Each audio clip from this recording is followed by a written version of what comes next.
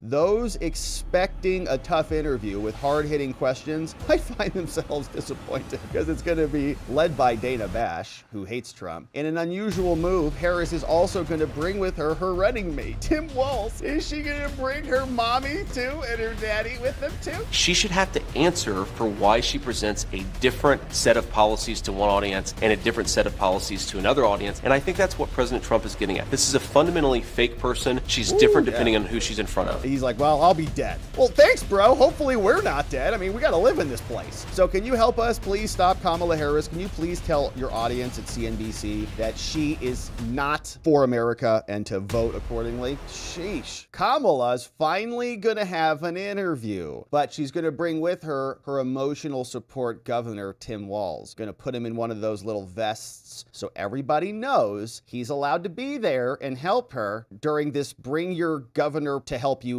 to school day. But here it is, says that we're finally going to see this, finally agreed to an interview after weeks of avoiding the press since being anointed as the nominee for president. Those expecting a tough interview with hard-hitting questions might find themselves disappointed because it's going to be led by Dana Bash, who hates Trump. In an unusual move, Harris is also going to bring with her her running mate, Tim Walz. Is she going to bring her mommy too and her daddy with them too? The pre-taped interview will air at 9 p.m. Eastern Time on Thursday, 39 days after Joe exited the race. Since announcing her bid, Harris has avoided most every media. Despite clinching the Democratic nomination, she's yet to issue a major policy platform or thoroughly explain her ideas. Her aides are doing that for her, and Democrats don't care. Harris, once dubbed the most liberal senator, has flip-flopped on a bunch of issues. Medicare for all, fracking, restructuring ICE, criticism of the border wall, the electric vehicle mandate. She's also distanced herself from decriminalizing illegal border crossings, moving on from packing SCOTUS, defunding the police, and a Green New Deal. Now, several Harris critics pointed out that Bash they said that Bash is unlikely to challenge Harris on anything because while she was once married to Jeremy Bash used to work for Obama, and he created the Steele dossier tape video letter, Bash's leftist bias is further highlighted in this video compilation. So this is going to be the woman who is interviewing Kamala. Now the Trump presidency is coming to an end. It has been a time where truth and fact were treated with disdain. It is a time of cruelty, an era of just plain meanness. So that for tens of millions of our fellow Americans, be debating, their long national nightmare is over. There's a lot for President Biden to tout. Americans don't seem to be giving him the credit. Why is that, and what does he have to do to turn that around? He certainly met the moment they wanted him to be a fighter, and boy, fight did he deliver. Trump's claim about Biden orchestrating the trial is baseless. Allegations with absolutely no evidence that he was making against President Biden, that he is behind all of the prosecutions. He is. There's no evidence that Joe Biden was involved. There's no evidence, absolutely no evidence, that Biden himself was involved. Donald Trump is now the presumptive Republican nominee for president. U.S. intelligence agencies are reportedly preparing to share classified briefings with him. Should Donald Trump receive intelligence briefings? Congressman Brian. Okay, so she's partisan hack, obviously. Now, and recently, J.D. Vance also criticized Bash after she defended Walz in a baffling response to his stolen valor scandal. So here is what J.D. said back to her. Dana, I criticized his lying about his own record, okay? This is a guy who was captured on video saying, I carried a gun in war. He never went to war. No, this is a guy who's been captured on video. As other people say, he's an Afghanistan veteran. He's a veteran of a war, nodding along in agreement instead of saying, no, I did serve my country and I did it honorably, but I never went to a war zone. I'm not criticizing Tim Walz's service. I'm criticizing the fact that he lied about his service for political gain, Dana. You've now asked me 3 questions about comments that I made 3 years ago. I wonder what Kamala Harris thinks about the fact that she supported policies that opened the American southern border. I wonder what Kamala Harris thinks about the fact that she lied to the American people about Joe Biden's middle facility for the office.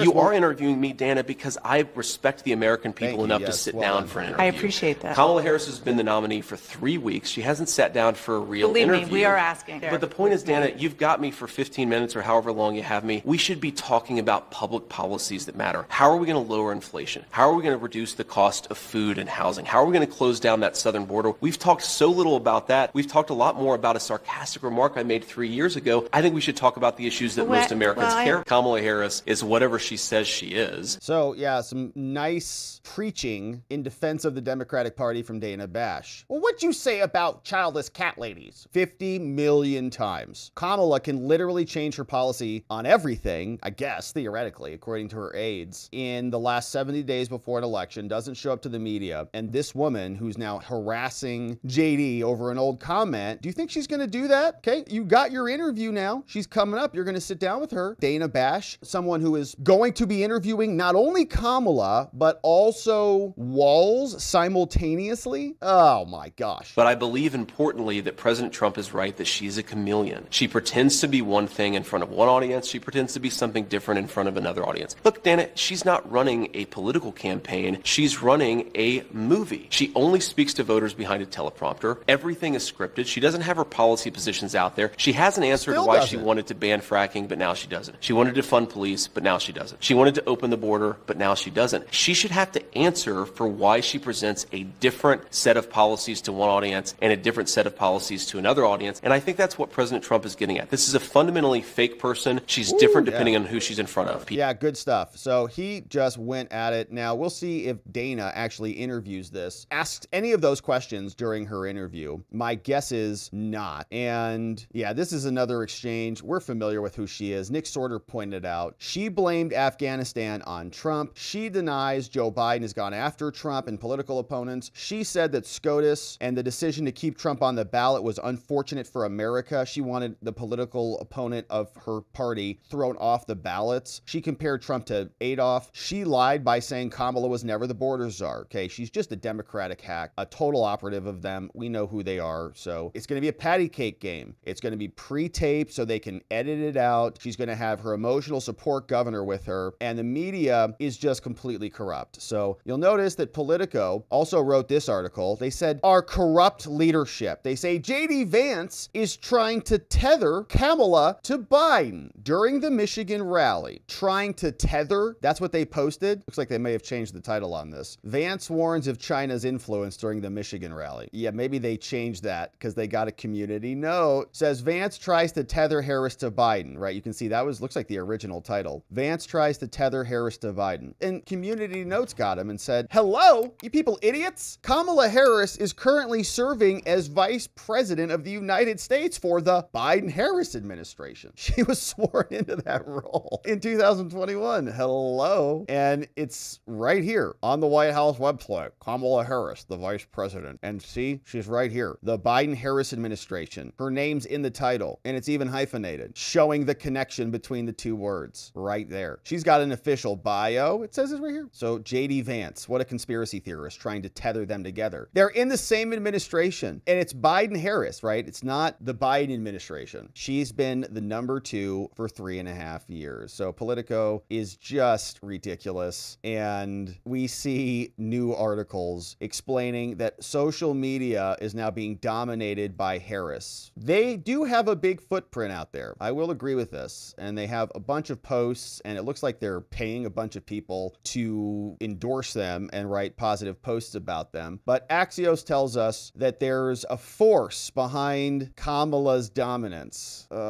Says Kamala has dominated social media with an influence of viral memes and cutting taunts because there's a team of Gen Zers behind the keyboard. They have a mobilization team made up of the generation that encompasses 12 to 27-year-olds, is leveraging talk about moments from the campaign trail. They've seen a bunch of success. Feminomenon, celebrity endorsements, coconut tree memes, brat summer. They've got a cheeky communication strategy that is mocking Trump. I would say they are straight up lying about stuff. It's pretty contemptible, but they're Democrats. Hitting opponents with insults and disparaging nicknames, which is all fine, but they're actually lying about Trump. There's, Trump authored Project 2025, stuff like that. Like, no, he didn't. That's a lie. By the numbers, Kamala Harris TikTok has gained 2 million followers in the first 24 hours since she became the nominee. She's got 4.8 million. The first 6 TikTok videos had more than 113 million. The Kamala Harris account, which rebranded from Biden HQ, they just stole his account, also like his nomination, has grown its followers to over 3.9 million. Campaign told Axios its videos had 462 million views. Trump's also crushing on TikTok. I wonder if they put their numbers in here. They didn't compare it to Trump's numbers. They're so just terrible. The digital team, which is partnered with hundreds of of creators, okay, partnered with hundreds of creators and influencers, works on fundraising content and developing social media posts. Yes, in other words, they're paying, okay, partnering, meaning we're paying hundreds of creators and influencers to shill our candidate. Nobody's paying us to come out here and shill for the presumption of innocence and due process of law and free and fair elections and non-corrupt FBI, DOJ, and executive branch agencies. No one needs to pay us for that. We're just interested in it. So are you. But not them. They got to pay these people. So they've come up with all of this social media stuff, and they are like straight lying about stuff. And I gave you the Project 2025 example, but there are many others like that from these people. And they're just trying to shill it out everywhere. And they do interesting videos like this. This one that was created by Still Boneless. Wow, this is a really strange thing for the Democrats to do. So here's one of their memes that they were sharing around. Republicans got their hand on this one. Here it is. Yeah, here it is. Buddy, you're a boy, make a big noise. Oh, what's he doing there? Oh, what's he doing over there? All right, back over to Buttigieg and then back over to Hillary. All right, so you can see it's pretty funny, right? The editor, they're like, cut that out. You're supposed to cut that out, okay? That's only for our private group. This was never supposed to go public, but it went public because it's true. Now, we also have questions about Kamala's policies, and it looks like this guy is not too concerned about her price caps, her communist limitations on a free market. CNBC host Joe Kernan rolls his eyes and laughs after Kamala's economic advisor, this guy Bharat Rama, tries saying that unrealized capital gains taxes are totally fine and constitutional. In fact, it's no different than property taxes. Here's what this guy says. Unrealized gains, taxing unrealized gains just doesn't seem fair in any sense of the word. In the very best sense, if you are taxing unrealized gains, all you're doing is pulling forward the taxes that would be paid later when someone actually sells the stock. I think that this reaction to unrealized gains is a little funny, given that I bet that the majority of people watching right now are already paying a tax on unrealized gains. It's called a property tax. When the value of your home goes up, it's a use tax. When the value of your home goes up, you pay higher taxes, even if you don't sell your home. Your value of your home never moves the way a stock moves, the way something else moves. That's always the go-to answer. It's also, property tax is a use tax. You're paying for the schools, you're paying for emergency services. Those are things that make absolute sense. And all the revenue that comes in from these unrealized gains taxes and the other taxes in the Harris plan are going to go to creating what she calls more opportunity. It's to make sure that every newborn born in this country gets $6,000. Using the services. You're arguing that this is some sort of foreign concept that's completely unknown in the U.S. tax code. It's probably unconstitutional. And it was never in anyone's intent to tax. It's not an income tax. And it's never going to happen, probably. Well, I'm not going to say my lifetime. I wouldn't say that. Not in Becky's lifetime.